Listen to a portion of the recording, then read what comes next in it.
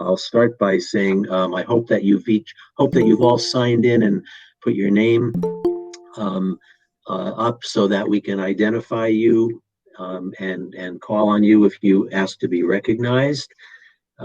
Please remember to keep your mute button on unless and until you are called upon. And I also want to just, apropos of what we've just been talking about with the storm that's already come through town and caused a little bit of damage earlier today, please jot this number down, folks, in case there's any kind of a power problem or surge that causes us to lose our video capacity. In case we're still able to do this on a call-in basis, the call-in number for this meeting is 1-435-612-2031, and the PIN number that you'll be asked to enter is 543-290-071#. So that's in the meeting invitation as well. But in case you don't have that in front of you, please keep the call-in number handy too, and let's all hope we don't have to use it. Okay, now we'll begin more officially. Good evening and welcome to the 2020 pre-town meeting. I'm Chris Marina, town moderator, and it's my pleasure to be with you virtually this evening. My thanks to town manager Kevin Mizikar and his staff, and general manager Mark Serra and his team at Shrewsbury Media Connection for their assistance in making this program possible. As you know, our annual town meeting will be held this Saturday, August 8th at 8:30 a.m. at the Oak Middle School. Due to the continuing public health issues we have been dealing with recently, the meeting will take place outdoors on the front lawn of the middle school with under a tent, with a roof only, not with sides on the tent, and with a number of health-related precautions being taken to keep everyone socially distant and otherwise safe. You may know, as you probably know, that the date of the town meeting and the location have been changed 3 times from the original traditional date that we've had under our bylaws, which is the 3rd Monday in May. Again, because of the COVID-19 situation, our town and virtually every other town in the Commonwealth has postponed their meeting at least once. We postponed our meeting 3 times to June 29th, then to July 28th, I believe, and finally the date was set at Saturday, August 8th at 8:30 a.m. So we look forward to seeing all of you who are here tonight, and hopefully many others who are not able to be here tonight joining us on Saturday morning. I should say under the big top, but I'm hoping it's not going to be a 3-ring circus, but it's certainly going to be a unique experience for all of us. And for that reason alone, if only out of curiosity, I hope that we have next to almost complete attendance of our 240 town meeting members. Tonight's meeting is being recorded by Shrewsbury Media Connection and may be viewed beginning tomorrow, August 5th, on SMC's YouTube channel. You can also check SMC's website and the town website for more specific programming information. And you can also see tonight's meeting, this Saturday's annual town meeting, and many other town board and committee meetings at your convenience later on SMC's online video library. I'd like to recognize a number of our town officials who are here tonight to participate in the discussion of this year's town meeting warrant articles. There are several members of the Board of Selectmen who are either here now or will be joining us. Chair Beth Cassavant, who's temporarily unable to be here due to a power problem in her neighborhood, but I understand she will be joining us as soon as she can. Same with Vice Chair John LeBeau. I see Selectman Mo DiPaolo here, and John Samia may be with us if time permits later on. Selectman Jim Kane is not able to be here with us tonight. I'm here, Chris. Thank you. I'm sorry. Oh, here you are, John. Good to see you. Thanks. There are also several of the following groups are represented here this evening.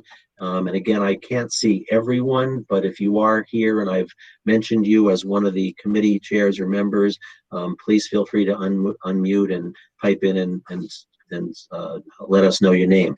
The members of the Finance Committee, Chair Judy Vetter, Vice Chair Mark Adler, John Sigilnik. I don't believe Hannah Kane can be with us tonight. Aaron Howard, Mark Murray, Jordan Rubin, Vikram Chabra, and Carlos Garcia. I do see Carlos here. Welcome. Carlos is the newest member of the Finance Committee. Members of the Personnel Board, Chair Teresa Flynn, Anthony Froyo, and Bob Cashman. And members of the School Committee, we have Chair Sandra Fritz, and some of the other school committee members, some of whom may be with us, are Vice Chair John Wensky, Jason Palich, Dale McGee, and Lindsay Heffernan. So for all of those of you who are those committee members who are here, thanks for being with us tonight. Town Manager, as I mentioned earlier, Town Manager Kevin Mizikar and Assistant Town Manager Kristen Loss are here with us. Hopefully you can see them. Assistant Superintendent of Schools Patrick Collins is with us tonight from the central office. Superintendent Joseph Sawyer is not able to be here tonight, but will certainly be with us on Saturday. And I know that we also have several of our town department heads who are here with us tonight. I can't mention them by name, but if you are here, thank you for being here, and we hope to see some of you on Saturday as well. So thanks everyone for being here. Many of you are elected town meeting members who are here to represent your precincts and learn about this year's warrant. 1/3 of the 240 town meeting seats were up for election this year, so congratulations to the newly elected and re-elected representatives. Our agenda for tonight is to go over the ground rules of town meeting procedure and then to review the warrant, which is printed in the lavender, or maybe it looks gray to you, booklet entitled Report and Recommendations of the Finance Committee. You are invited to ask questions about each article in the warrant as we get to it, or about the procedural rules that we follow at town meeting. The warrant for every town meeting is set by the Board of Selectmen with input from the town manager, Finance Committee, School Department, town department heads, the Planning Board, Personnel Board, and other town boards and commissions. In some years, one or more articles are initiated by citizen petition. This year, we have one petition article on the warrant, which is Article 30. More about that article later. The 41 articles printed in the Finance Committee's book represent the efforts of all these good people. In addition to the Finance Committee's report, town meeting members have received in the mail a number of materials relating to this year's warrant articles, starting with a memorandum from the town manager dated July 28th. I hope that you've all received that in the mail during the past 4 or 5 days, and I hope that you have it handy tonight to refer to. Please remember to bring all of these materials with you on Saturday morning, since I don't believe that we're going to be handing out materials the way that we typically do when our meeting's held inside at the Oak Auditorium, for public health reasons. These materials are also available for viewing or downloading on the homepage of the Town of Shrewsbury website. Please note that we are hoping to move through the warrant on Saturday morning as quickly and efficiently as possible due to the continuing concerns over COVID-19. In addition to holding the meeting outdoors at Oak Middle School, I will ask town meeting members to adopt a special procedural rule on Saturday that will allow us to discuss and vote on a number of articles in groups rather than individually. For tonight's purposes, I will simply introduce each article in the order it appears in the warrant, in the booklet, and give a brief description of the article and ask if there are any questions regarding the article. And as questions are asked, if you have your hand in the air or use the chat line to state that you have a question, I will call on Mr. Mizikar, Mrs. Lass, or other town officials as necessary for explanations, comments, or additional information. I want to remind you, if you do choose to make a comment or ask a question tonight, that the purpose of this meeting is informational only. It is not a forum for the expression of opinions or debate on the merits of any article. So please keep that in mind if you if you want to be recognized to make a comment or ask a question. Okay, so let's begin our review of the warrant by turning to page 16 of the Finance Committee book, where we will find Article 1. Again, if you have a question, please wait to be recognized. Mr. Mizikar and Mrs. Lass will attempt to identify you and let me know and give your name, and then you can turn your mic on and ask your question if you would. Article 1 is Mr. Mena, transfers. before we start, I just wanted to Go give ahead, people who are on the phone, if you're on the phone and you most likely are muted, to unmute yourself, you push *6, and to remute yourself, you push *6. So if someone is on the phone and has a question, they may not know how to get off of mute. So again, *6 is how you can get yourself off mute. Okay. Thanks, Kristen. Sorry for the interruption. Thanks very much. Okay, Article 1 is a traditional annual article, a motion that the town transfer funds within the fiscal 2020 operating budget. Because our fiscal 2020 is already over, it's usually still got a month to go when we're at our annual town meeting. And my understanding is that there are no transfers of funds that need to be approved this year for fiscal 2020. You will be requested to defeat that article at town meeting. I don't believe there's a need to have any further discussion or questions about that. And we can move on to Article 2, which is the fiscal 2021 town budget. And I'll ask Mr. Mizikar to make a few introductory comments and explanations. Thank you, Mr. Moderator. It's a pleasure to be with everyone this evening. I'm Kevin Mizikar, Town Manager. I see that we have about 73 people on the call, Mr. Moderator, and I think the easiest approach to asking questions, if there are any in the future, is for individuals to use the chat feature. So that's in the top right corner of most screens and devices that you're using. With regards to Article 2, certainly one of the most challenging years that we've had in developing a budget because of the uncertainties related to COVID-19 and information that we received from the state. State aid is our second largest revenue source. And on Thursday of last week, we received indication from Representative Kane that funds were going to be, an agreement had been reached, and funds were going to be held level at fiscal year 20, the previous fiscal year's level. That was about $1,230,000 in more funding that we could introduce into the budget. We took a very conservative approach prior to that standpoint. And with that opportunity, we've worked diligently over the last 5 days to make prudent revisions to both the town and school budgets. In summary, using those funds will bring the total spending for proposed spending within the operating budget to $125,200,201, and that is spread out among the various departments. We are still working with the Board of Selectmen, and we'll brief and seek approval from the Finance Committee both later tonight and on Thursday, respectively, as we reallocate that additional state aid funding that has come in. Much still not to the funding levels that we would have had if COVID wouldn't have happened. So we're still just restoring some cuts. That is a windfall, comparatively speaking, but does not get us out of the woods as far as reduced revenue year over year.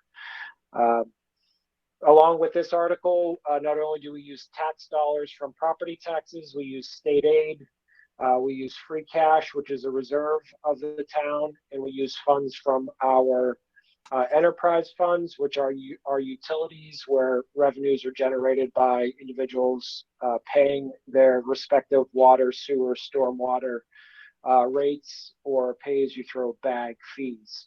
So all those funds are combined and spread out among the various departments of the town. This year provides for a slight decline in services for the town budget and some more significant challenges on the school side.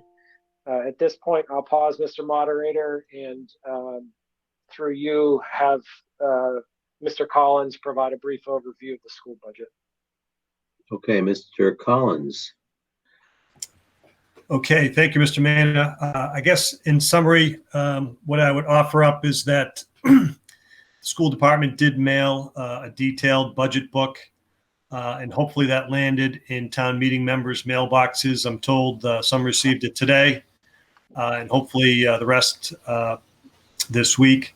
The school budget obviously has taken lots of turns over the course of its development over the past 6 months. And I would say that pre-COVID, we know that we certainly experienced not enough revenue to support our goals and operations for the upcoming year. And as a result, the school committee took action to do two things, which is to vote to approve a $1.9 million staff and program reduction program, which has included the details in your budget book. They also voted to increase some user fees to help close the gap. And up till this point, going into town meeting, the school committee decided to take a different approach, a so-called balanced risk approach, meaning that rather than make additional reductions for what we believe to be an approximately $2 million deficit at the current funding level, is to plan for hopefully some additional state aid, which Mr. Mizikar just referenced, and we're hopeful that annual town meeting approves.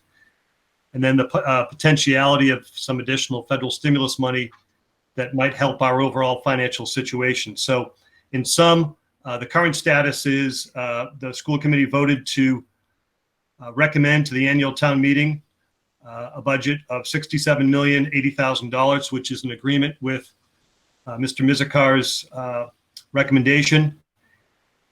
They would obviously support any additional revenue that came in, and if that occurs to the tune of about $915,000, then we're still looking at about a $1 million gap between what we think we need and costs, and we're still working with our labor unions on some cost mitigation measures, and we hopefully will have some news by annual town meeting on that front. So that's kind of a budget summary of where we are right now. Okay, thanks, Pat. I don't see any questions, anyone identifying on the chat room right now with a question, but if you have one, please either use the chat feature if you can find it, or if you can't, then you can unmute yourself and say, I have a question, and give your name. Okay, thank you. Let's move on. That's Article 2. Article 3 is a motion to accept $800,000 from the Municipal Light Department Cable Division in lieu of taxes. And again, it's a traditional motion made every year, usually near the end of the meeting, but it's most of the fiscal articles are all going to be bundled up front this year to the extent possible. Any questions about Article 3? Okay, Article 4 is a motion to accept the sum of $237,569 from the Municipal Light Department in lieu of taxes, and to appropriate it to the Board of Assessors in fixing the tax rate for this fiscal year. Again, an annual motion that's made. The amounts vary slightly every year, but it's a significant source of funding for the town, the revenue of the electric light department. Simple. Any questions? Okay, Article 5 is a motion to transfer from available funds in the Treasury $500,000 from free cash, and to appropriate that sum to the Board of Assessors to be used in fixing the tax rate for fiscal 2021. Kevin, maybe, Mr. Mizikar, maybe you could just say a few words about the general concept of appropriating money to the Board of Assessors and what that really means from a taxpayer's standpoint. Sure. So essentially, without these funds, the town would have to raise taxes by an additional $1.5 million from property owners in order to cover all the costs that we have and the overall financial plan. So by bringing these additional funds in outside of property taxes, we're able to manage the property tax rate, keep it lower, and not have such a burden on residential property owners. Thank you. There's a question here from Stephen Hess. Oh, that's regarding Article 18. We'll get to that in a little while. Any other questions about Articles 3, 4, or 5? Okay, transfers to the assessors to fix the tax rate.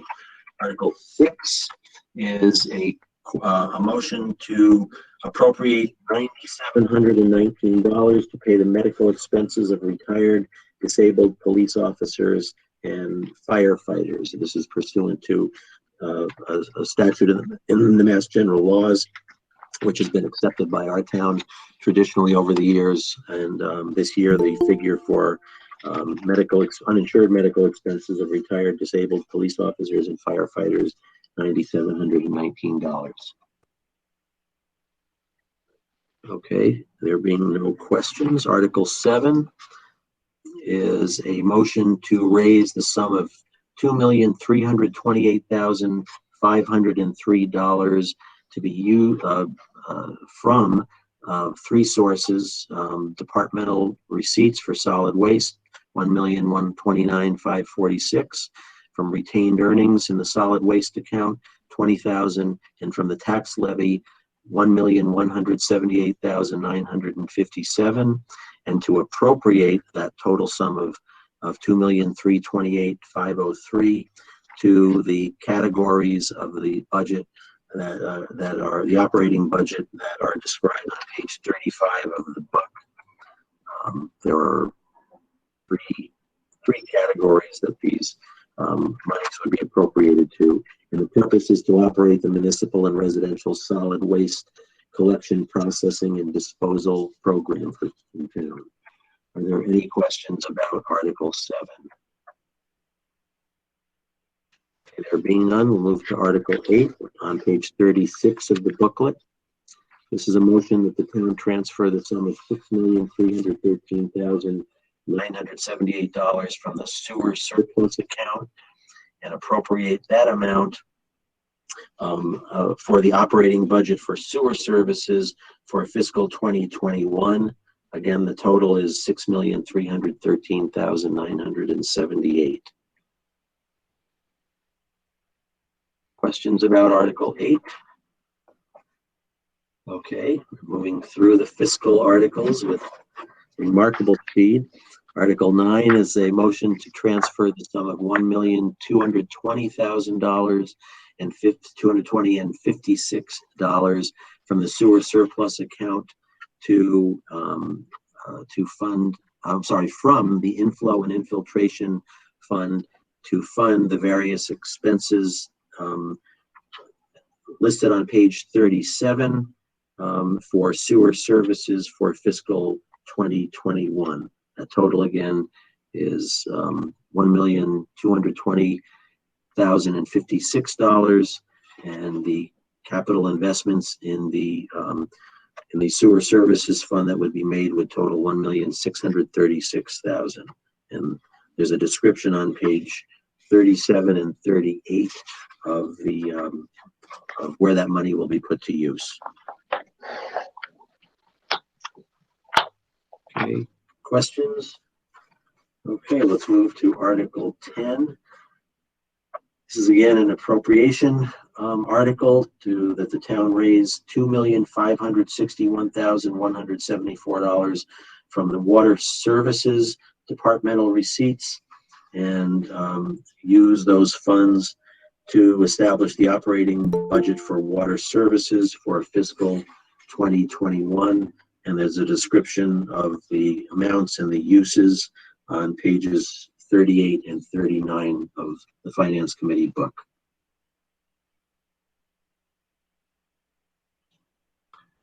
Okay, I'm not hearing any questions or seeing any hands raised. Article 11 a motion that the town raise the sum of $972,632 from the water department receipts and use those funds to establish the capital improvement budget for the Water Services Department for fiscal 2021, as described on pages 39 and 40 of the booklet.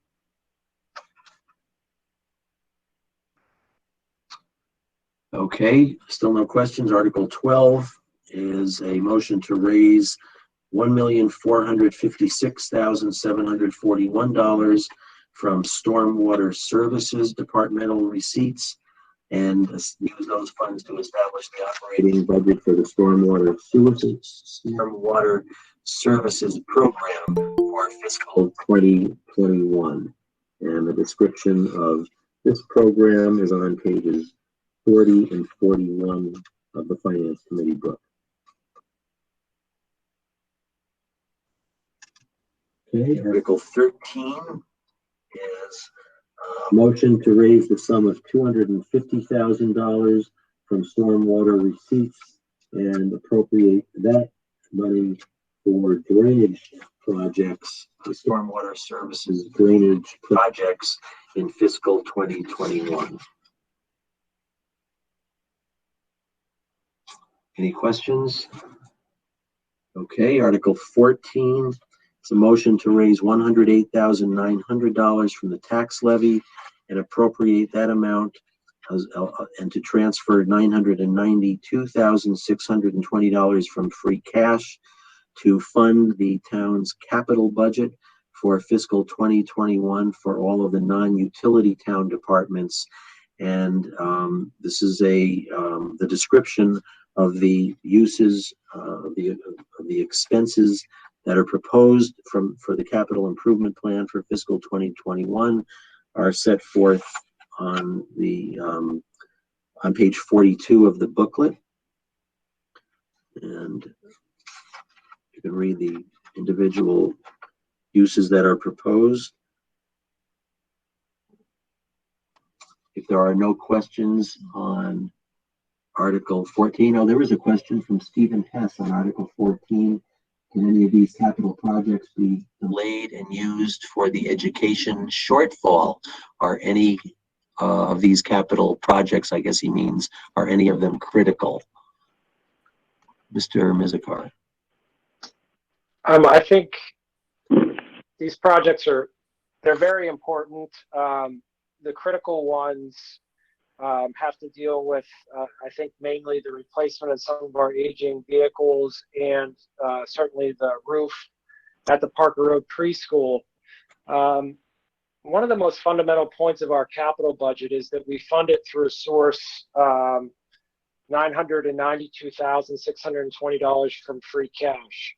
And free cash is a reserve of the town that is a one-time revenue source. So if you have like a checking and a savings account and your paycheck goes into your checking account every week and then you move some funds into a savings, it's that savings account that we use for capital investments. So it would be unwise to use free cash for ongoing operations any more than we already are, because there's no guarantee that they would be replenished.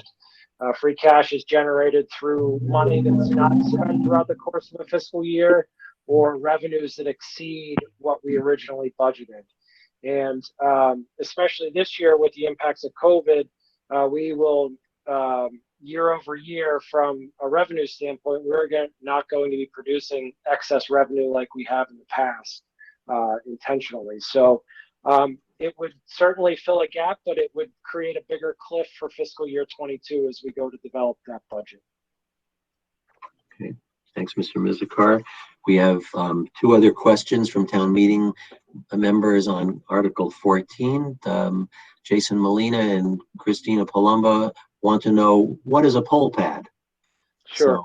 So, a poll pad has piqued the interest of members. Sure. A poll pad is a tablet device that is synced with the state election roll system, and then taken offline and used as an electronic polling book. So if you're familiar with going to vote at the polls, whenever you'd walk up to register to vote, the poll worker would have a big 3-ring binder or similar packet of information, and they'd flip through and find your name. This just puts it in an electronic format. So it's the purchase of 2 polling tablets for each polling station. And it certainly will benefit our operations in light of COVID. One of the ways that it speeds it up is early voting and individuals coming to the polling places. It had been planned and partially funded as a trial with 2 poll pads this current year. Now we're looking to buy the balance to move our entire operations in that format rather than using paper at the polling places. Okay, I see there is another question by Jason Molina about Article 14. Jason, I'm going to ask you to defer that. I consider that more along the lines of a comment that's more of in the persuasive nature than a request for information. But so I'll ask you to defer that comment and maybe include it in your remarks on Saturday when you were making your presentation on Article 14, if you would. Chris, I just wanted to add that the poll pad, the process is done in half the time. This is Sandy. Yeah, Sandy Wright, Town Clerk. Sorry, I didn't recognize you earlier, Sandy. Yeah, I just wanted to mention that the process takes half the time that it does in the poll pads rather than doing it manually. We processed over 6,000 voters with early voting. That would have taken 3 times the amount of time if we didn't have the poll pads that we used. So they are very beneficial, especially at this time. Okay. Thanks. Thank you, Mrs. Wright. Any other questions regarding Article 14? If not, we'll move to Article 15. And this is a motion that the town set the fiscal year 2021 spending limits for the following revolving accounts. The Council on Aging Transportation Fund, $75,000, and the Donahue Rowing Center, $300,000. These are annual appropriations that are made to fund these revolving funds which operate those 2 programs described on page 43. The town meeting had previously authorized the establishment of both of those revolving funds in previous years. And I don't see any questions on Article 15. Article 16 is a motion to raise the sum of $426,244 from cable television and education and governmental access department receipts and appropriate them to the operating budget for cable TV and public educational and governmental access services for fiscal 2021. That's described. Those line item budgets are described on pages 43 and 44 of the booklet. Okay, Article 17 is a motion to transfer $150,000 from free cash for counseling and education services to families. This is an annual appropriation in varying amounts each year, but the appropriation is to enable the town to contract with Shrewsbury Youth and Family Services to purchase counseling and educational services from SYFS for fiscal 2021. So this fiscal year's amount will be $150,000 as proposed by Article 17. Any questions relating to Article 17? Okay, Article 18 is a motion to appropriate the amount of $15 million to upgrade the Shrewsbury Electric and Cable Operations broadband plant, including engineering, design, materials, and installation for Simco to upgrade its equipment and services in various ways. The main feature of this upgrade will be to expand install fiber optic cables to the homes in town. The project will take several years to complete, and according to Selco, will ensure the future viability of Selco's operating portfolio. There is one question on Article 18 from Stephen Hess, whose question is, as high-speed internet is so key to education and commerce, is it possible to greatly expedite the 5-year plan? By expedite, I assume you mean can that plan be accelerated from 5 years to a shorter period of time? Is anyone here representing Selco, Mr. Mizikar or Mrs. Lass? Mr. Hall here or Mr. Roy? Mr. Howland is on. I'm not sure if anyone else is.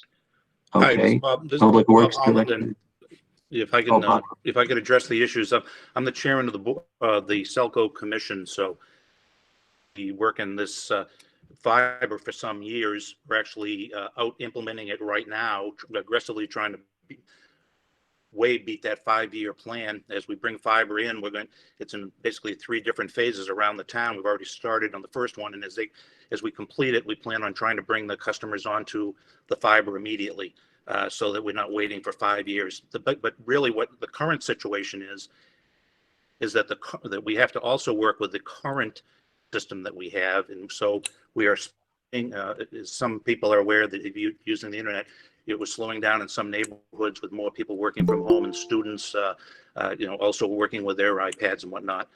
We've been able to split some of the nodes, and we're aggressively going around evaluating all the nodes right now, so that when the school does come up to full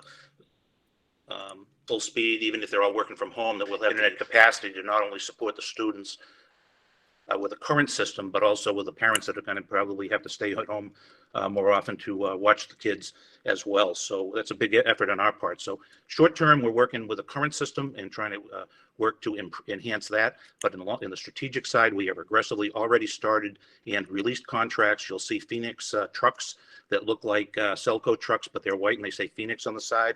And what they're pulling is fiber. And so you can see that we're really out there trying to make it all happen much faster than the 5-year plan, given that we understand the COVID demands. I hope that answers the question. Oh, and by the way, I see Jason Molina has a question as to the debt service. Selco will pay the entire, there's nothing that comes to the town. We're just trying to ride on the back of a great bond rating that the town has to borrow the money. We'll be paying all that money that won't come from any of the town coffers. Okay, Mr. Molina and Mr. Hess both have follow-up questions. Bob, if you want to take a stab at them, I can read them if you like. But... Well, it doesn't take away from the levy limit. We have nothing that doesn't affect it at all. I think Mr. Mizikar or Kristen Lass can confirm that. But anyways, the bottom line is it doesn't take away from your levy limit. I don't think. Okay. The question was, would this borrowing take away from the levy limit? And your answer is no. Mr. Mizikar, Mrs. Lass, do you have anything you want to add to that response? No, I don't have anything else. Okay. The answer is no, and I mean no. There's also a follow-up question from Mr. Hess, who was asking again, can the 5-year plan be expedited, and at what cost? At what additional cost or greater expense would it be if the program were to be take a shorter number of years than 5 years to complete? Is that something that the board has already considered, or what would the considerations be? Yeah, the other part is just the amount of availability for parts and the like as well. We're looking at what that bill will be. That's a conservative estimate of the $30 million. I think we've got the money to be able to expedite and pay the price for expediting that program. We want to get fiber on as soon as possible. And to answer Dale Scott's question on the fiber system, a replacement system or parallel system, it's kind of a parallel system until such time as we can, get fiber completely in place and get something that's going to replace the cable TV side, which will come over fiber. Because right now we cannot deliver cable TV over this fiber, so we have to maintain some portion of the cable internet system that pipeline to provide cable until over-the-top providers come in with a new, cable-like program that can be put down the fiber line.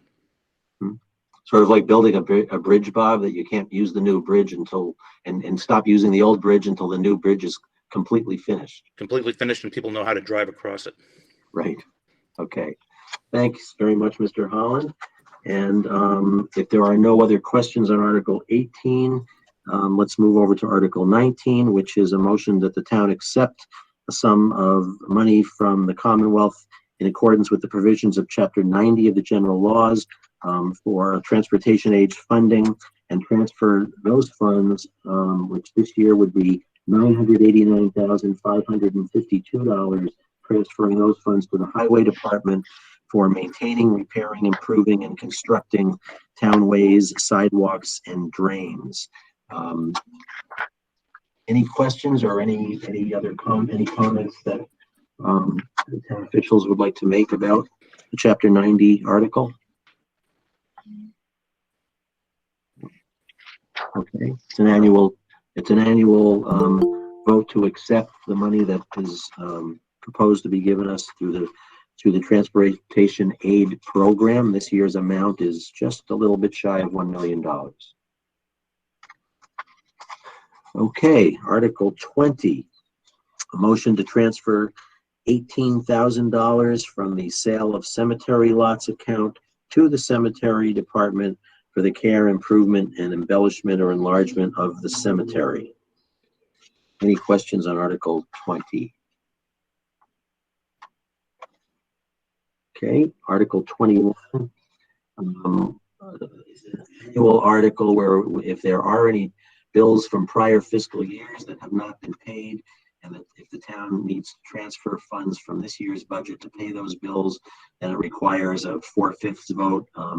As stated on page 46 of the booklet, there are currently no prior year's bills to be paid.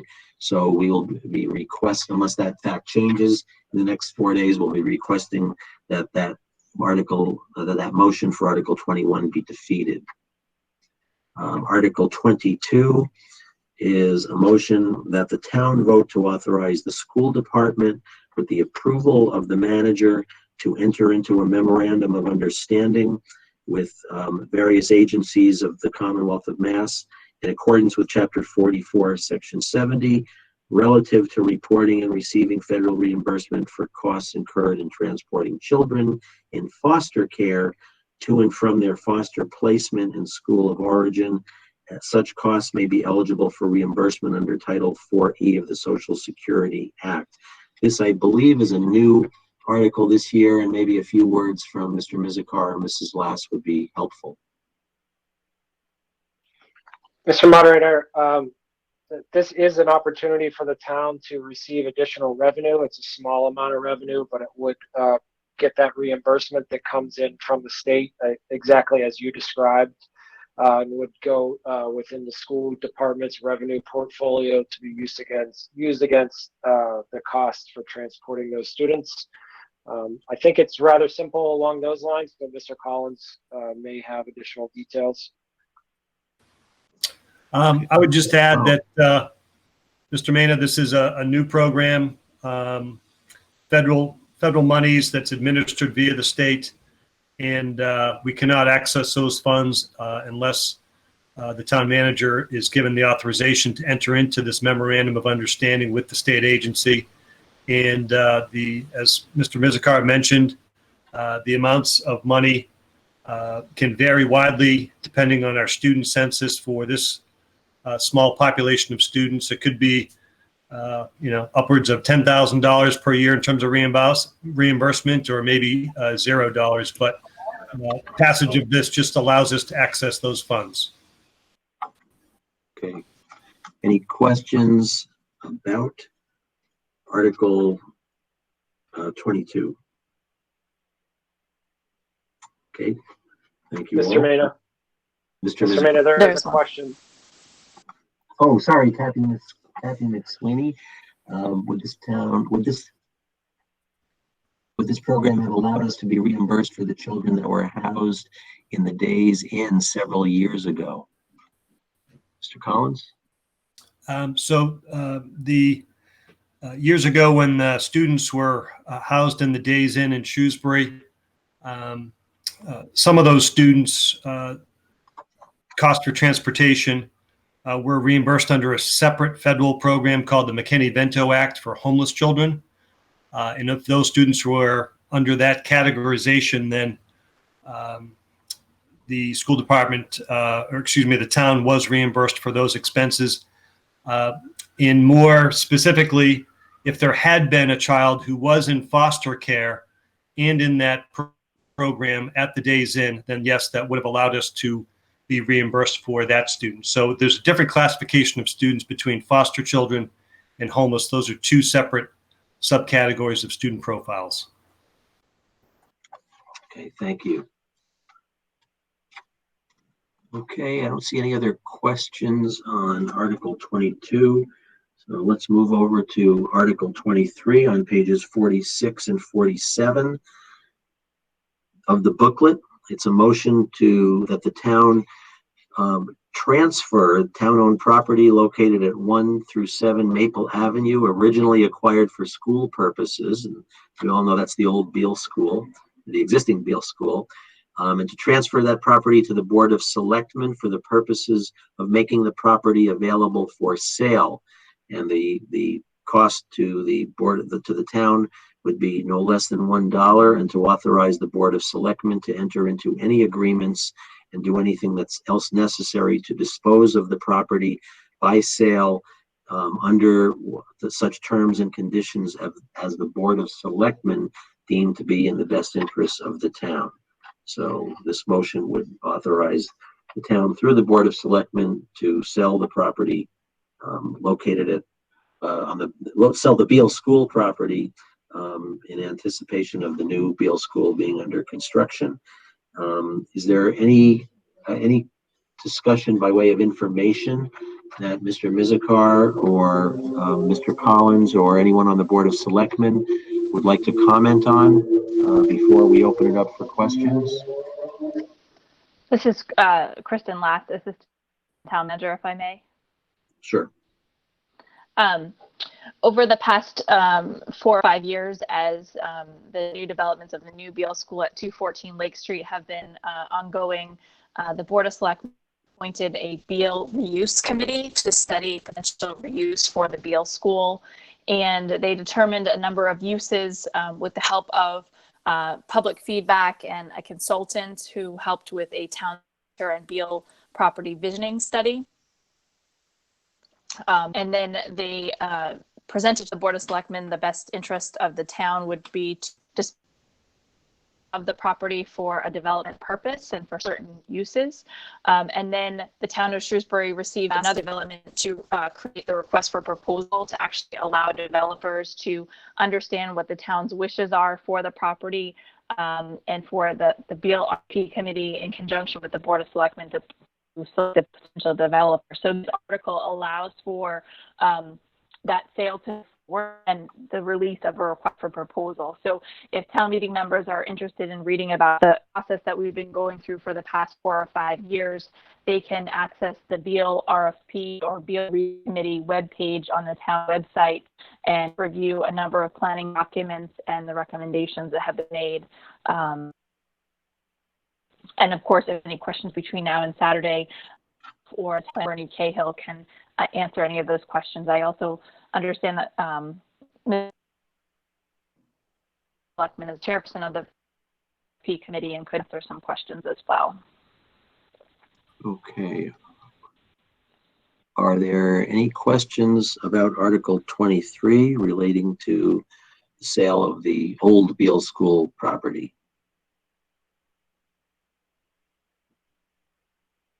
Okay, thank you. Article 24 is a motion that Mr. Moderator, Mr. Moderator, Mizikar? there is a question from Ms. Pereira. Oh, Marcia Pereira chimed in after I stopped looking at the chat list. Does this sale include the playground and the ball field in back of the school? How is the property type? So this is Kristen Lass again. Yes, the sale includes the entire parcel of land. There have been provisions put into the request for proposal, the town prefers to see some sort of pocket park or open space to the rear of the property, which would be a good transition from the front portion, Maple Avenue, which is more commercial in nature, to the residential portion in the back. I see that she's clarified her question. Yep. How is this related to commercial business? And this actually goes hand in hand with Articles 31 through 34. Right now, the property is located in the limited business zoning district, so allows for certain commercial businesses to be located in this district. However, the property is also located in the proposed town center zoning district, which is subject to Articles 30 through 34 here in this warrant, which we can go through in further detail later this evening. Okay. So right now, in other words, it's zone. It's got the Beale School property covers more than one zone under our current zoning bylaw. Under our current bylaw, the property is in the limited business zoning district. Okay. If Articles 31 through 34 were to pass, the land would be located in the town center zoning district. Okay. Okay. Thanks for the question and the clarification. Okay, back to Article 24. We're on pages 47 and 48 of the booklet. Article 24 is a motion to transfer $245,000 from the Water Systems Improvement Account and appropriate that sum to make improvements on the property at 268 North Quinsigamon Avenue, and authorize the selectmen to take any other necessary actions to complete this transaction. And this relates to protecting the town's Lambert drinking water wells on North Quinsigamon Avenue.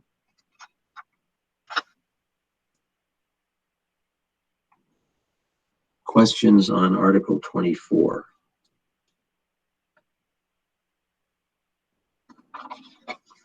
Okay, Article 25. The motion to transfer $103,000 from the Water Systems Improvement Account and appropriate that sum to purchase the property at 274 North Quinsigamon Avenue, which I assume is adjacent to 268 North Quinsigamon Avenue. Again, to authorize the selectmen to enter into what such agreements as are necessary to ensure the protection of the town's Lambert well, and the agreed purchase price for 274 North Quinsigamon is $108,000. Purchase price for 268 North Quinsigamon being $200,000, with the extra funds to be used to improve the property or to clean up the property.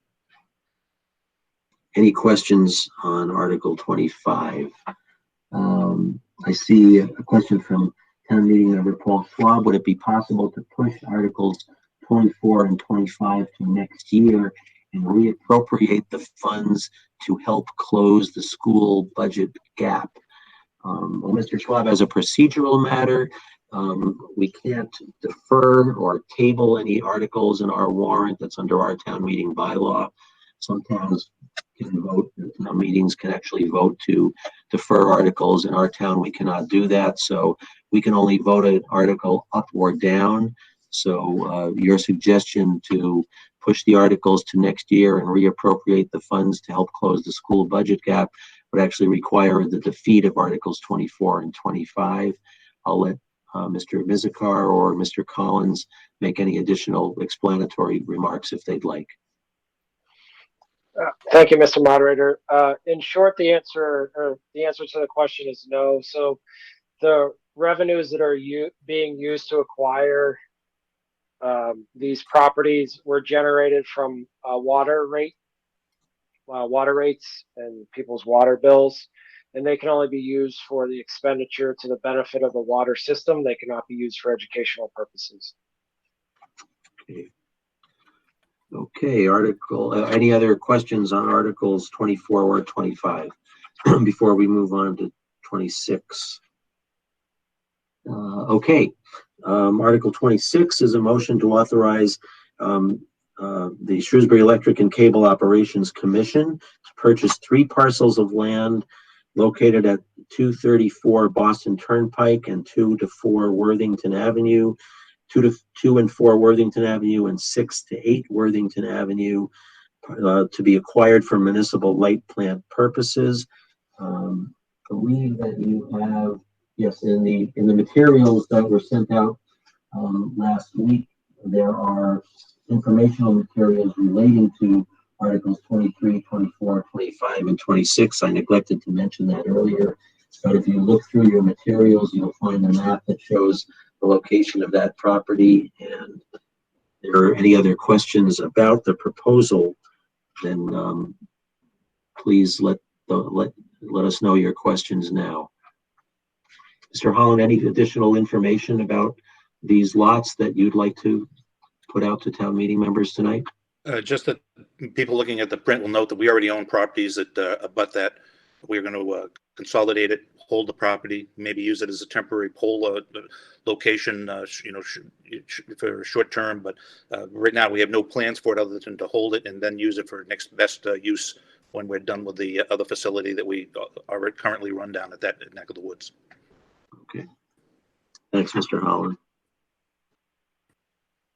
Any other questions on Article 26? Okay, then let's move to Article 27 on page 49 to a motion that the town authorize the Board of Selectmen to acquire by gift, purchase, or taking by eminent domain an easement of a town way in the area of Lake Street and Highland Drive. Okay, there's a note on page 49 that this article was put into the warrant before final design was accomplished. And at this time, the town has determined that there's no need for the easement. So the selectmen will be recommending the defeat of Article 27 at town meeting on Saturday. Okay, I don't see any other questions on Article 27. Let's move on to Article 28.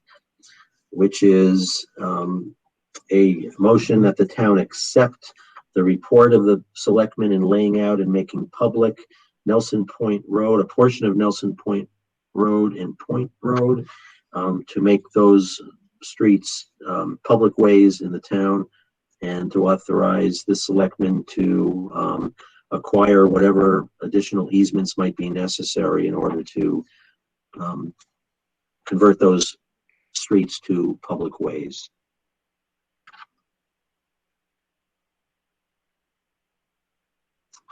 So in other words, these streets are ready to be accepted by the town as public ways. Any questions on Article 28? Okay, on pages, Article 29 is the Personnel Committee's proposal to amend the consolidated personnel bylaw, and the description of the amendments to the personnel bylaw are contained on pages 50, sorry, should have had these clipped ahead of time, 50 through 67. Pages 50 through 67.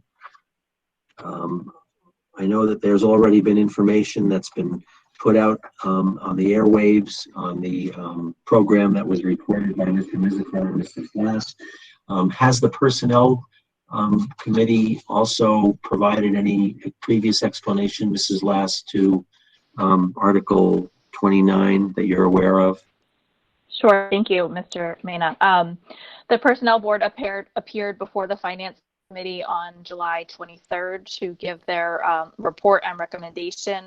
Also in your town meeting packet, stapled to the town manager's memorandum under Article 29, there is a several page memorandum that discusses Article 29, which is traditionally Article 4, but this proposes changes to the personnel bylaw.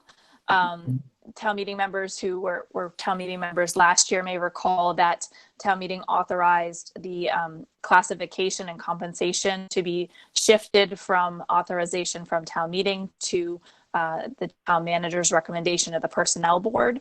And at that time, we spent the year going through the personnel bylaw to clean it up to be consistent with that new classification and compensation schedule,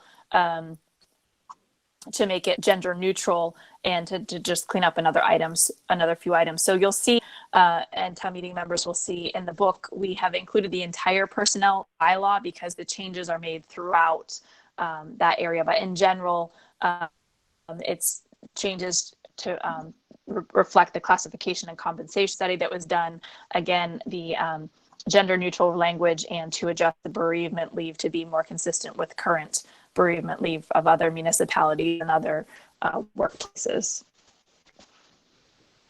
Thanks, Mrs. Lass. And the materials that Mrs. Lass is referring to in the packet that you received in the mail are contained a little bit more than halfway through the packet. A memorandum dated July 29th from the Personnel Board providing some explanation and additional information about the proposed Article 29.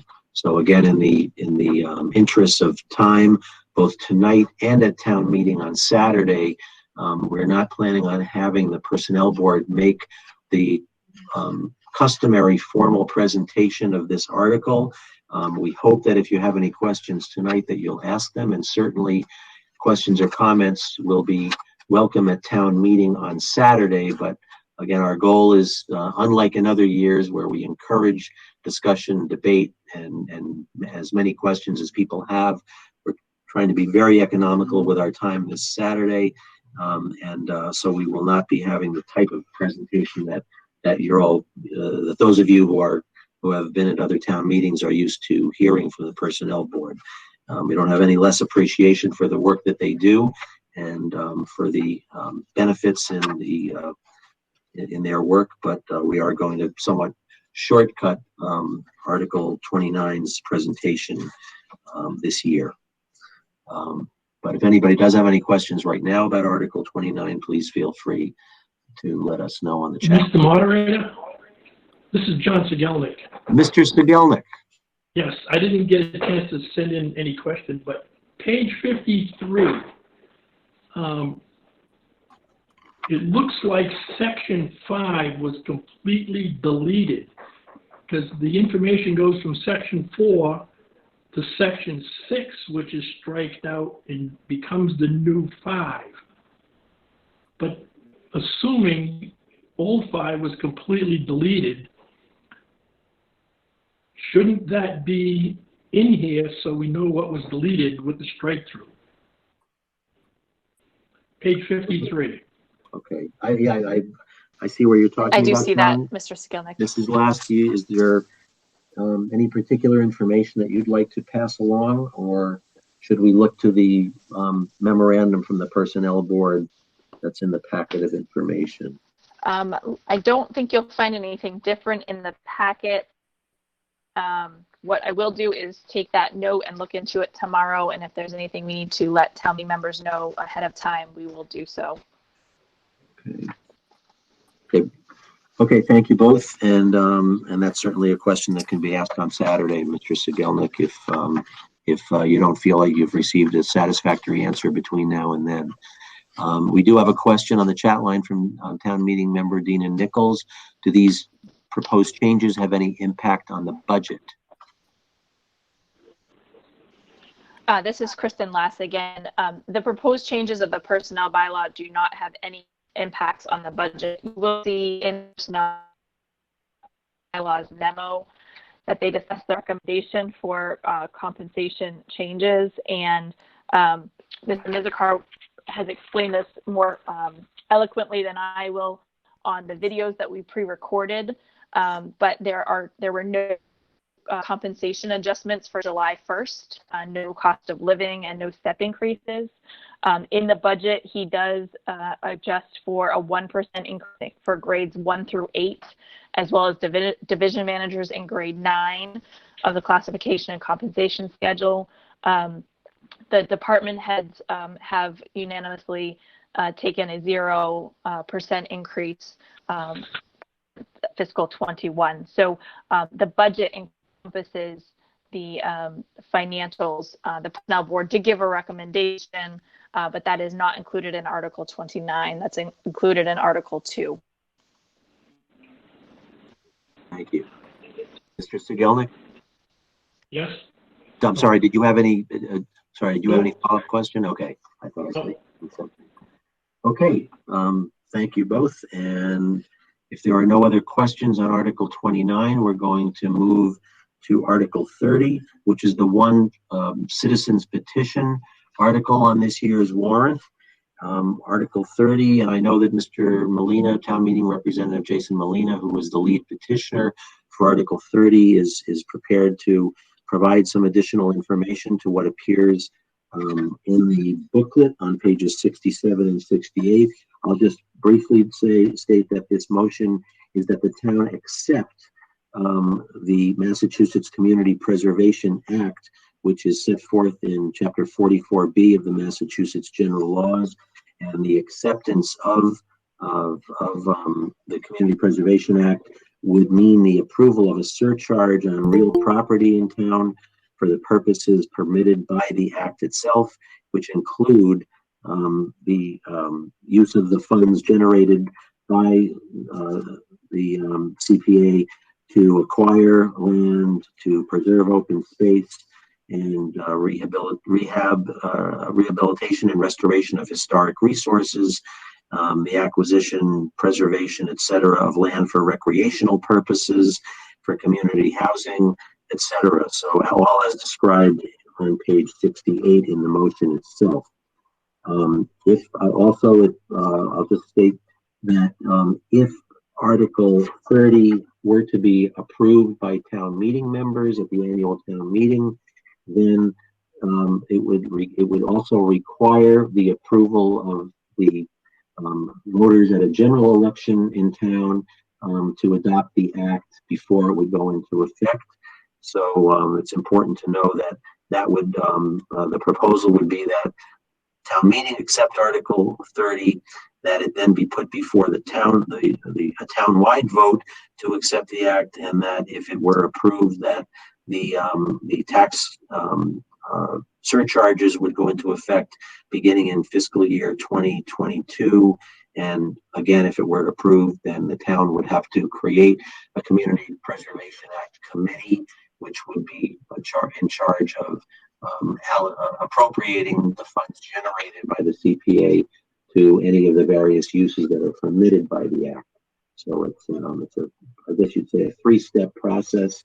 Step one would be the consideration of Article 30, and I know that there are probably going to be a number of questions about this, but I'm going to ask Mr. Molina to just very briefly state if I've made any mistakes in my brief description of the act, and if there's any purely informational statement that you'd like to make to clarify what I've said and what the printed motion states, and I'd like you to take a minute or two, in just a minute or two, to add that information. Sure, Chris, can you hear me? Yes, go ahead, Jason. First, thank you. It was an excellent summary of it. The only thing I wanted to add was that for town meeting members, our ballot committee did send out a letter that would accompany, so that you can have this information with you. It includes our slides that we're going to be using for Saturday. It also includes a letter that has on the back of it frequently asked questions as you consider deliberation of Article 30. I do recommend you taking this letter with you so you have that pre-canned answers to some of the most typical questions. Thank you. Okay, thank you, Mr. Molina. I noticed Mrs. Lass has posted an additional comment in the chat section to respond to Mr. Sigelnik's question about Article 29 and the personnel bylaw. If you want to take a look at that, folks, and specifically Mr. Sigelnik, and let us know if there's any additional questions relating to Article 29. Thanks, Kristen, for that additional explanation. I'm not done yet, by the way, with Article 30, but I just did want to go back to Article 29 before I forget. And there are one additional question from town meeting member William Barry. Are these union positions subject to CBA? And Kristen, do you have a response to that Hi, question? this is Bill Barry. Go ahead, Mr. Barry. CBA just means collective bargaining agreements, like you would have with ASME or the Alliance or SEIU, because, normally it would be open to negotiation with the union if they're union positions. I don't know. Yeah, it would, the union would have some say as to whether or not positions could be reclassified potentially. Okay, any response? Kristen Well, Lath. Unions are not subject to the personnel bylaw except if their union agreement does not speak to the personnel bylaw. So this generally is related to non-union employees. okay, thank you. And there's a follow-up question on Article 30 from Dale Shatsky. Who's saying, in essence, this article is about placing the matter before the voters or not. Is that correct? Mr. Molina? Sure, it's a good summary of that. But basically, we are adopting it locally, and it's just being confirmed through the voter approval. That's how that will work. Okay. So I think the answer to your question, Dale, is yes. But because it would have to be approved by town meeting and then by the voters in town in order to become effective. Is that correct? That is correct. Okay. Thank you both. Any other questions about Article 30? Okay, if not, we'll move to Article 31 on page 68 and Articles 31 through 35. Mr. Mena, before we go ahead to 31, there's another question in the chat related to Article 30. Oh, okay. I'm sorry. The question from Mr. Schwab. Are there expenditures from this year's budget that the Community Preservation Act could have funded, thus giving the town the chance to use those funds elsewhere? I guess that's a budget question as much as anything else. Mrs. Last, do you want to take a stab at that? I can try my best. The one thing that I can tell members on the call is all expenditures that come out of potential CPA have to be approved by town meeting, and any budget articles have to be approved by town meeting. So it's town meeting is the ultimate say of how the money is spent, whether it comes out of the general fund, another fund, or the CPA fund. I don't want to speak directly if there are other expenditures from this year's budget could come out of CPA. We have not done that analysis. Okay. Okay, thanks, Mrs. Lass. And I'll return to the zoning articles, which are Articles 31 through 36. Mrs. Lass, since you're typically the person, along with our town planner, Bernard Cahill, who take most of the oars to get us through these articles each year, I'm going to ask you if you would provide, rather than me just reading the motions, I'd rather ask if you could just take a few minutes to provide a brief overview of each of these articles, and then of course we'll invite questions. Absolutely. This is Dennis O'Connell. I didn't get my question typed in time on the previous article.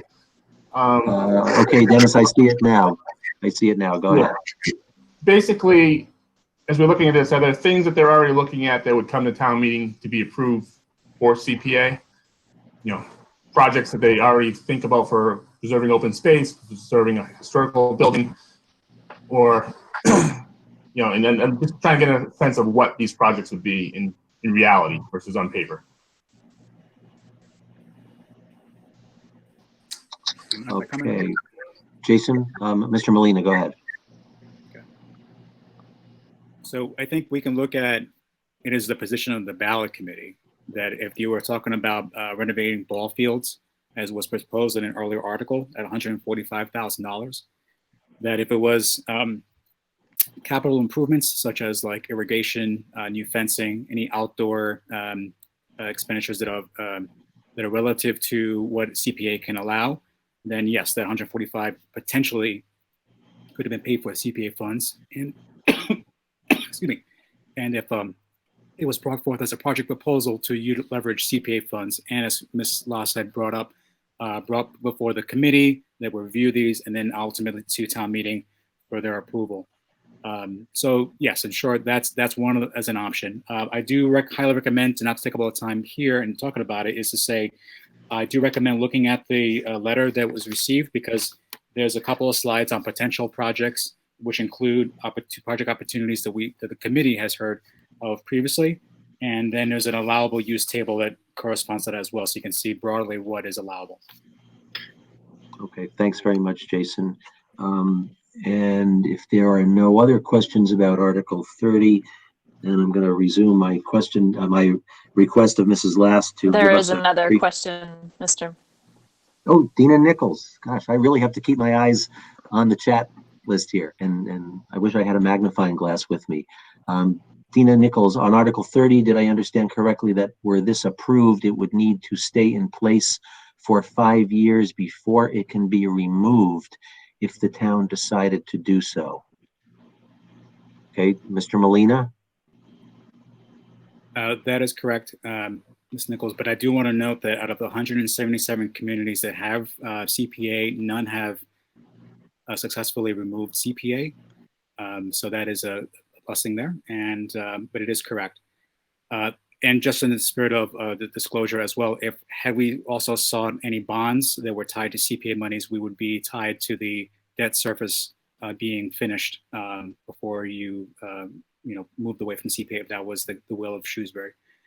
Any adjustments to CPA can happen short of 5 years, meaning like remove any of the exclusions or add in the exclusions or changing the CPA surcharge rate. But that would have to go before town meeting and a ballot question in order to do any of these changes. Okay, thank you very much. Okay, while I'm watching the chat list for any additional questions on Article 29, on Article 30, I'm going to ask Kristen Lass if she would give us a brief overview of the zoning articles, being Articles 31 through 36. Thank you, Mr. Mena. I will start by bundling Articles 31 through 34, then to about Article 35, and then 36. The landowner's representative from Article 36, I also believe, is on the line, so they may wish to chime in after I'm finished and if there's any questions. So I just wanted to direct town meeting members to the town manager's memorandum that went out, and within that packet, a memorandum from Bernard Cahill, the town planner, dated July 28th, 2020, that does talk about Articles 31 through 36.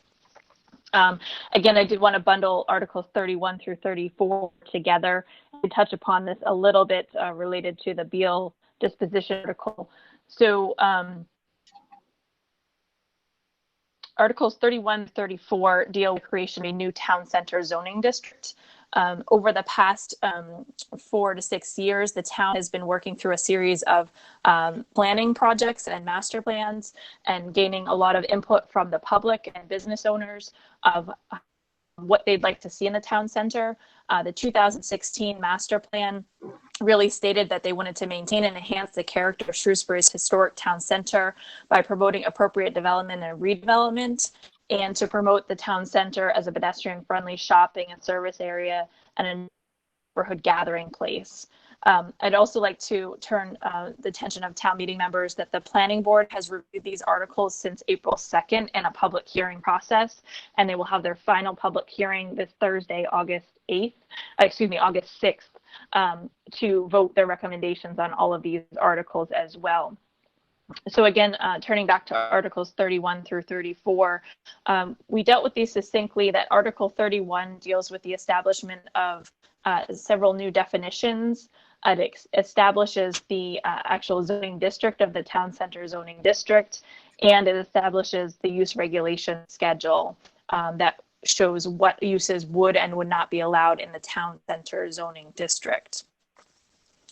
Article, and there's a reason why these were bundled all together. And again, I urge town meeting members to watch the video presentation that was prepared by Mr. Mizikar, myself, and Mr. Cahill to understand that a little bit better and to refresh their memory by watching some of the planning board public hearings and Mr. Cahill's presentation to the finance committee on July 23rd, and to the Board of Selectmen on July 28th.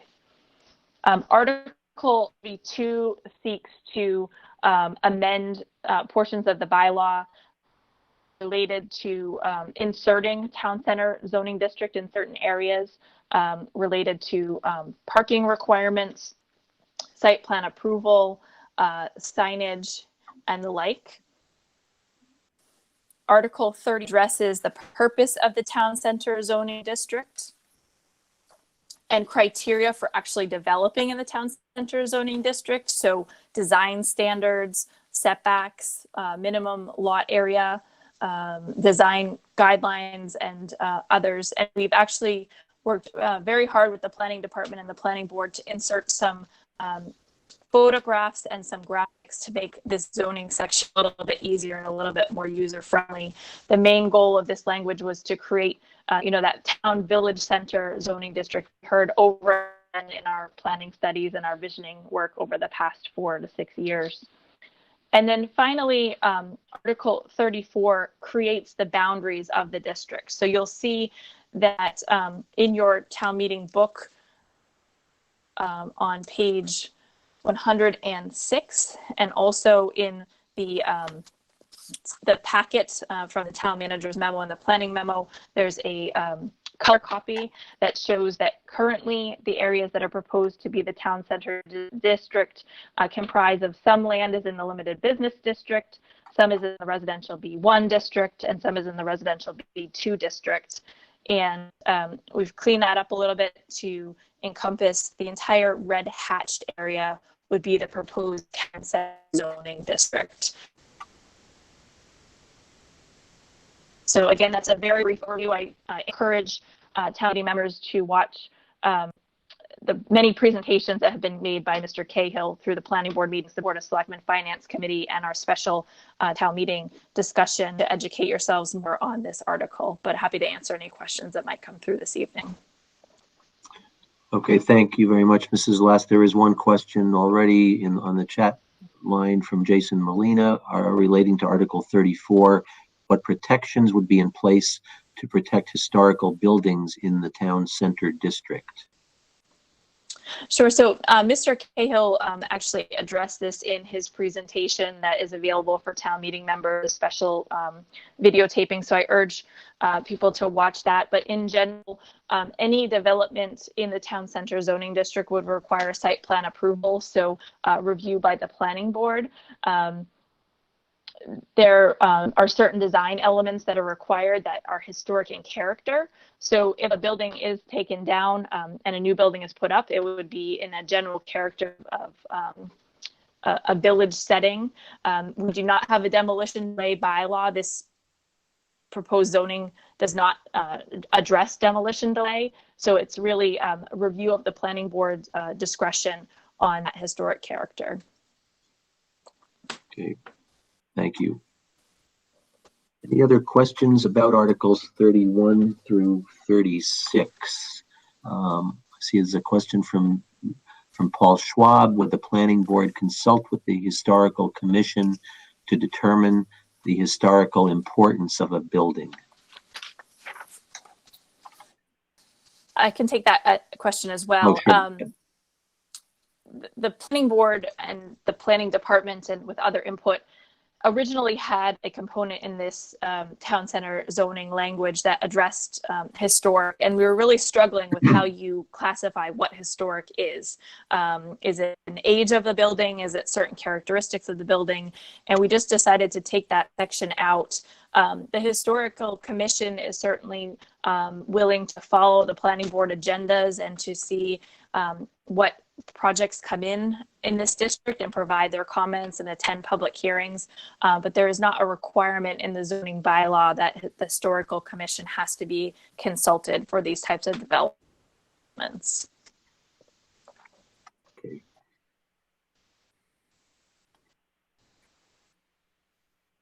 Okay, Joe, okay, question. Mr. Can you Molina. speak it faster than I can type it, please? Go ahead. Okay. Is there any, you say that the planning board is going to be looking at this from whether does it meet from the design perspective as it laid out with these articles. Would there be a consideration? Could there be a consideration that, let's say, if a historical commission or other boards or groups came to the planning board and said, I have an objection to this project proposal because we believe that this building is historical in nature. Or fast forward in the future, if we had that historic survey completed, and if it was listed on there saying, as an example, the Sumner House, if a developer said, "Hey, I'm gonna throw a lot of money at the funeral home and say, I want to tear it down because I have a great project to put there," can that be held up even without a demolition bylaw? Mrs. Lapp. There's certain characteristics of the review related to each individual project, so I don't want to speak specifically. The planning board would weigh all comments and considerations, and there's a financial analysis required for any review. There's environmental analysis required. There's design standards required. So I can't speak specifically to a specific property, but I do know the planning board and the planning department and all the other departments who would review these take all comments and questions under consideration. I just believe that it sounds like it's not their charge to factor in historical nature, right? I mean, certainly that's not their take. Is that a fair assessment? The planning board does not have the jurisdiction to factor in historical components through our current laws. That is my understanding. Okay, thank you. Okay. Any further questions relating to the zoning articles as a group or individually? Articles 31 through 36. Mr. Molina. Sorry, additional question. You mentioned, Ms. Lasso, you mentioned that this Thursday there's another public hearing with the planning board about these articles. Is there still an opportunity to further define the boundaries of the town center district through that public hearing? There are. This is the proposed boundaries that was put forth in the motion for town meeting. There's certainly an opportunity for a floor amendment if necessary. I don't see the planning board, unless any major comments come in on Thursday evening, adjusting the boundaries, but comments can only be made Thursday evening to the planning board, and they will make their final recommendation that evening, or if they need more time, they'll call a special meeting for Saturday morning right before town meeting. Thank you.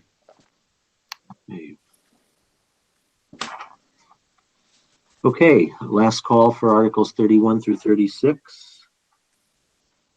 And there being no additional questions, we'll move to Article 37. We're on page 108. Mr. Mena? Yep. Mr. Mena, I would like to discuss Articles 35 and 36. I only Oh, I'm sorry. Article 34. I stand corrected. You broke it into 2 or 3 presentations. Go right ahead, Kristen. Sure. And I do see a question in the chat from Ms. McSweeney that said, will there be deed restrictions and are they retroactive? I'm not quite sure what that means. Mrs. If you'd like McSweeney, to would you speak, like Ms. to elaborate? Mrs. McSweeney, would you like to elaborate? Yes. Sorry about that. I was obviously muted. If somebody owns a property, a single family home in this area, and it becomes the town center district, their use changes. And if they want to sell their home, will there now be a deed restriction on their home? No, those homes are grandfathered in. We do allow for some residential uses within the town center district, but with the district going into play, it does not require any deed restrictions or require someone with a single family home to change the use of their property in any way. It will be able to continue to be a single family home for the duration. Okay. Thank you. Okay. Mrs. Lass, why don't you proceed with Article 35? Sure. Thank you very much. Article 35 deals with a section of the bylaw that town meeting reviewed a few years ago as a special town meeting related to marijuana and recreational marijuana specifically. At the time, there were several uses permitted, and 2 that we're discussing at this town meeting are marijuana cultivator and craft marijuana cultivator. At the time of the adoption of this bylaw, I believe in 2017, 2018 timeframe. These two uses were only allowed in the limited office research district and office research district. So those of you who have your town meeting packets in front of you, there is an exhibit titled Article 35 towards the end of the packet. Over the past few years, the town has received various inquiries from marijuana cultivator companies and craft marijuana cultivator cooperatives looking for additional land, and specifically within our limited industrial zoning district. So the Board of Selectmen felt necessary to add this article to town meeting, and the Planning Board is currently reviewing to increase the allowed areas in town to allow these two types of uses, marijuana cultivator and craft marijuana cultivator cooperative, in the limited industrial districts by special permit.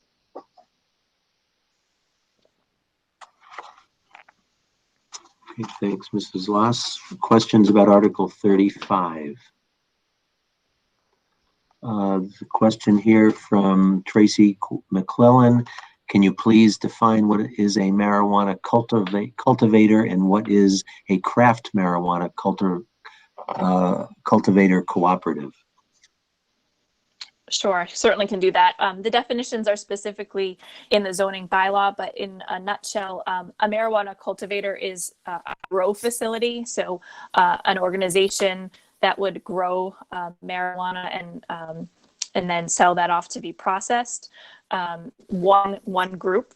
A craft marijuana cultivator cooperative is really kind of like a craft beer type of operation, where it would be one roof, one structure, but several different marijuana cultivators could be accessing that structure to use. So it's more of the smaller grow operations, where marijuana cultivator is kind of the larger operation.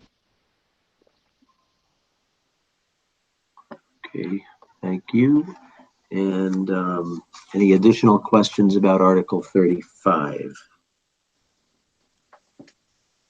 Okay, let's move to Article 36, and Mrs. Loss, if you could take us briefly through Article 36, please. Sure, certainly, and I would defer also to the property owner's representative and the property owner who I know are online. The Board of Selectmen and the Planning Board and the Planning Department and the Town Manager's Office were approached many months ago by new owners of what was Worcester Sand and Gravel, now is called Worcester Sand and Stone. So again, you have a memorandum and several exhibits in your packets from the town manager. The land that is in question is currently zoned commercial business, so would be a use related to retail, restaurant, office, and the like. And the property owner is desiring to change that land to limited industrial.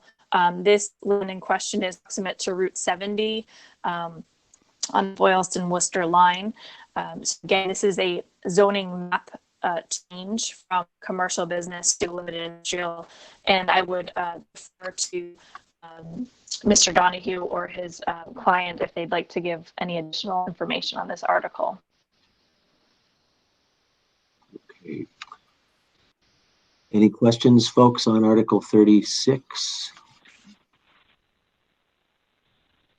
Okay, there being none, let's move to Article 37. There is a question, actually. Oh, happens every time. They hit the return button after I've stopped looking at the chat list. Okay, Barbara Kickham-Sahagian asks, what actions are proposed to protect the Sewell Street wells? Sure, so I can answer that, and also the developer's representative can answer that if they wish. In our meetings, and also a memorandum from GFI partners in your packet, the town is very well aware a portion of this property does lie within our Aquifer Protection Overlay District, and we were very clear from the beginning that if this developer were to make any changes to the property, the town would want to either take control of the land in fee or by easement. So we are actively working with the landowner and the developer on that, and they have committed to that. Mr. Donahue, if you wanted to weigh in any further on your commitment or your client's commitment on the protection of the land the wells. Thank you. With your permission, Mr. Moderator.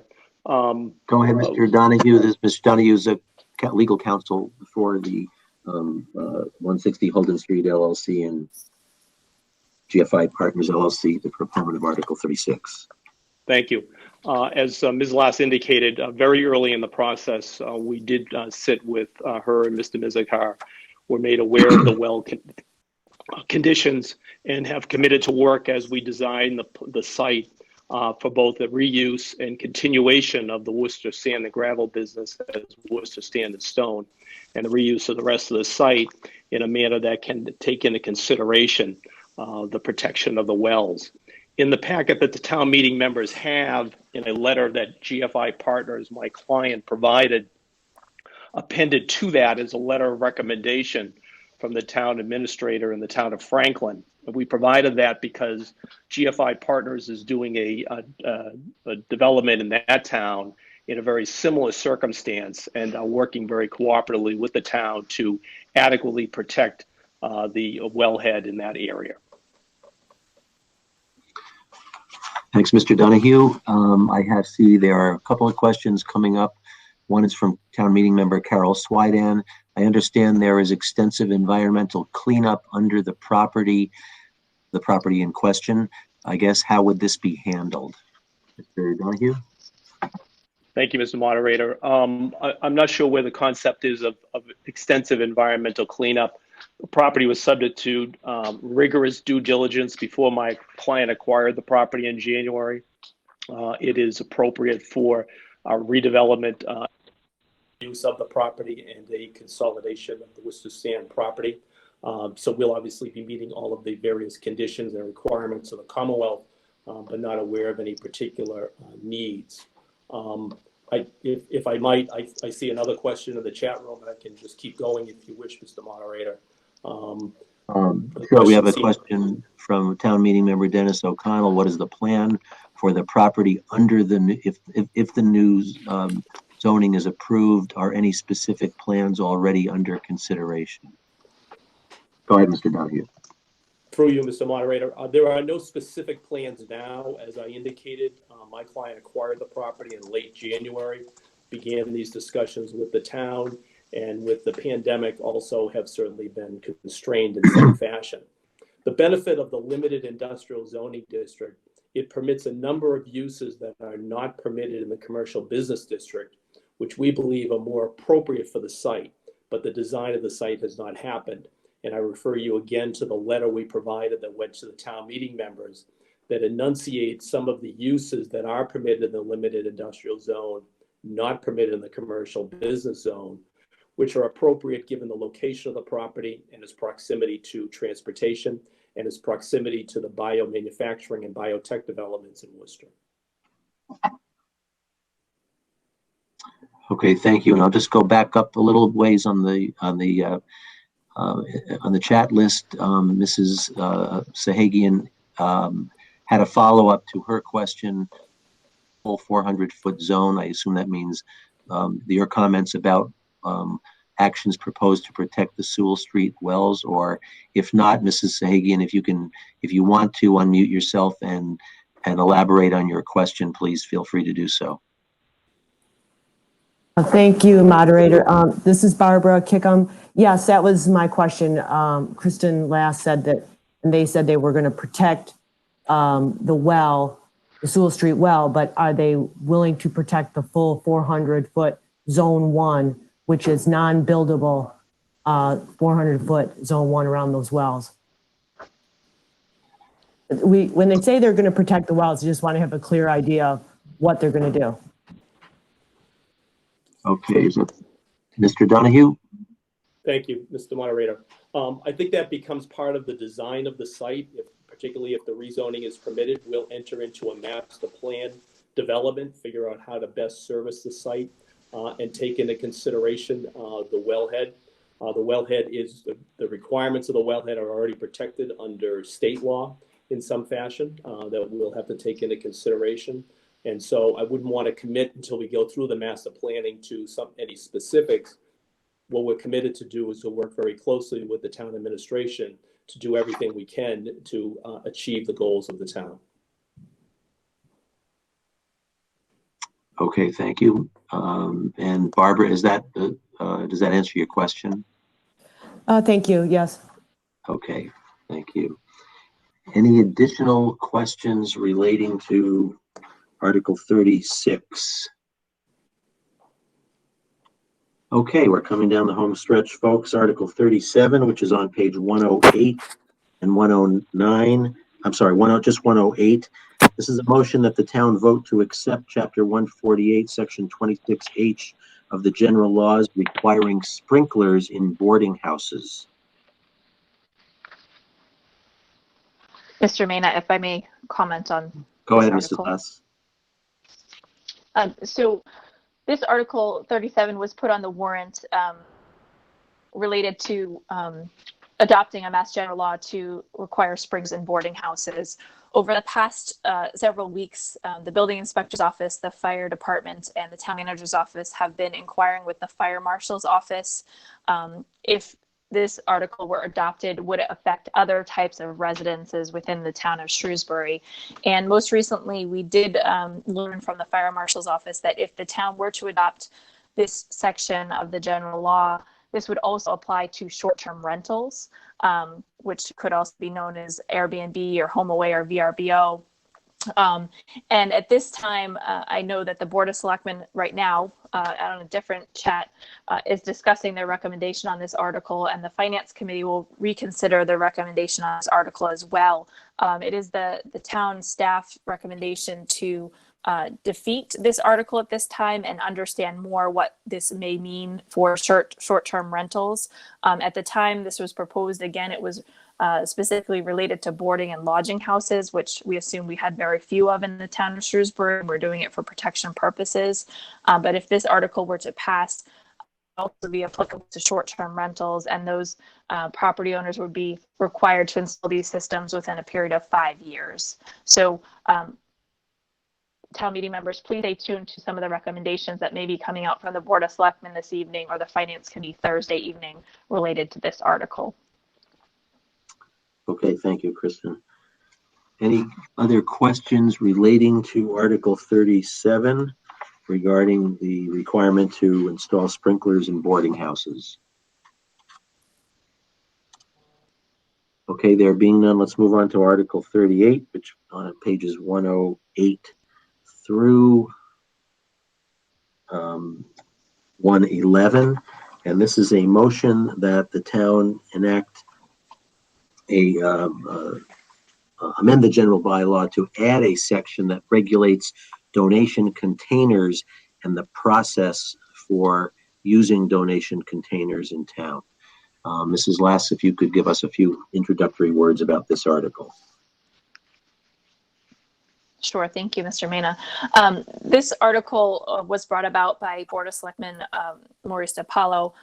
There's been some concerns with various donation collection bins throughout the town of Shrewsbury, them not being registered with the town of Shrewsbury, and us constantly having to chase them through certain calls with the Board of Health and whatnot related to bins being overflowing with materials or unkept. So this is a collection bin bylaw. Other municipalities have a very similar bylaw, which would require donation bins and their owners to register with the Board of Selectmen. There would be a registration fee, and then there would be ability to require them to stay in compliance. So we would constantly have their contact information and whatnot and constantly monitor those bins. So again, this would be an addition to the general bylaw related to donation collection bins and their registration with the town of Shrewsbury. Okay, thank you, Mrs. Lass. Questions relating to Article 38? Jason Molina. All right, thank you. So while I understand the intent of this bylaw, what happens in the regard where if the property owner says this is illegal dumping, it's not my doing, don't fine me? How does that play into illegal dumping? So the bin is registered by the owners of the bin, not by the owner of the property. Same scenario then. The operator, it's how the operator cannot control that someone illegally dumped. While there should be monitoring of your property, and especially if it's an active use property, you have someone who's already there to see that something has happened and it can rectify it. But where the owner is absent and the operator is somewhere else in the country, how does the illegal dumping aspect of this come in from a illegal dumping police matter as opposed to this being a town issue? Where does it cross the line?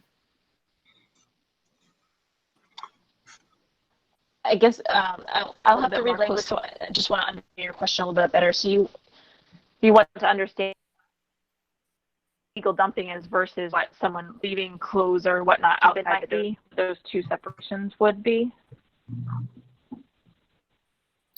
Yeah, because I mean, I understand here that addresses these overflowing bins, especially in the most egregious locations like the place right off of Maple and Route 9, right? Former gas station, multiple, there's dumpsters there and there's no one putting it, people just adding stuff to the pile and no one's taking care of it.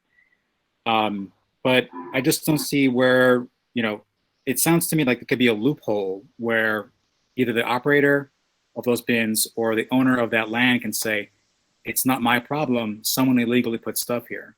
And so how can this bylaw be enforceable under that scenario? Well, I don't know why someone would illegally put something if the bin is and the sign there that they can place items on the property. So, well, this can whole review that notion a little bit is closer about and try to get back to you. overflowing. That is correct. Yeah, I mean, I totally understand the intent of, I love the intent of this. I think we really should address the problem, but I just don't know if this has the teeth of an intended consequence, because there is, I think, an escape clause for both parties. They could just say that it wasn't me, it was a third party they illegally dumped,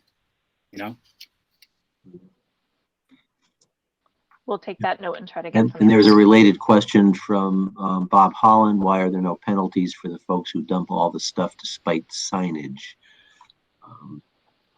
This is last from Mr. DiPaolo. Do you have any comment on that?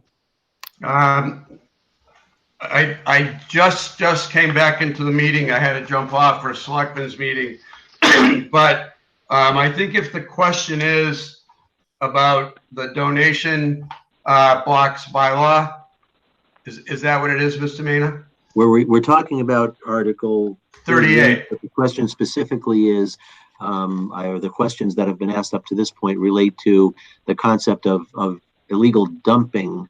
How do you handle, or how would this bylaw handle the issue of illegal dumping versus, would it be the responsibility of the owner of the land, the operator of the bin, or the person who actually dumps the articles that are causing the bylaw to be violated? If I understand Mr. Holland's and Mr. Molina's questions correctly. I guess a two-pronged answer. I guess the first is policing it by each drop-off would be almost impossible. There isn't a town, and I looked at a half a dozen or so other towns that have these, and nobody has a provision for that. And I talked to one other town, and nobody thinks there's any mechanism to enforce it. Unfortunately, people are going to drop this stuff off. If they don't do it here, they're going to do it somewhere else. And that's not a justification for it. But the only real mechanism to this is to hold the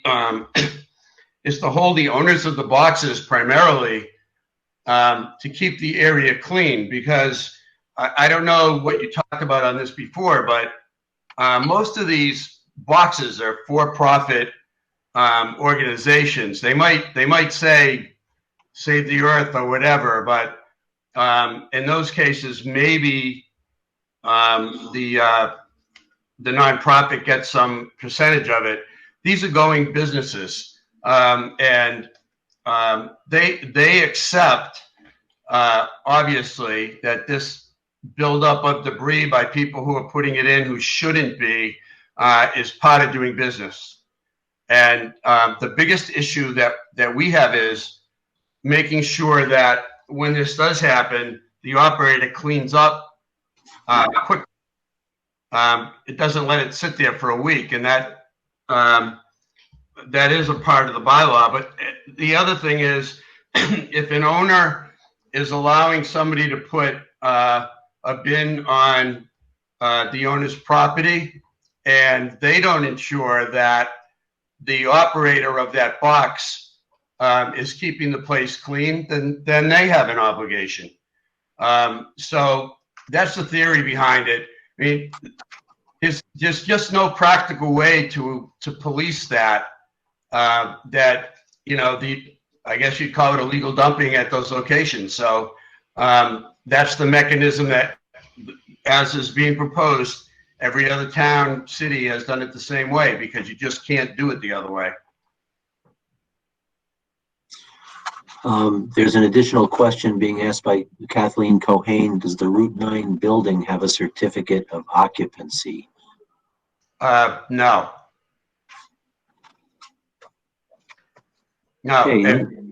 If Mr. Mayor, if that she's talking about the building next to the Shell station, they don't have a certificate of occupancy. That's considered a vacant lot. A building with no certificate of occupancy, under this bylaw, that would not be allowed. There's one at the Shell station next door, that would be allowed, but the one at the other building would not be allowed in the state of that building currently. Okay, thanks, Mr. DiPaolo. Any additional questions relating to Article 38?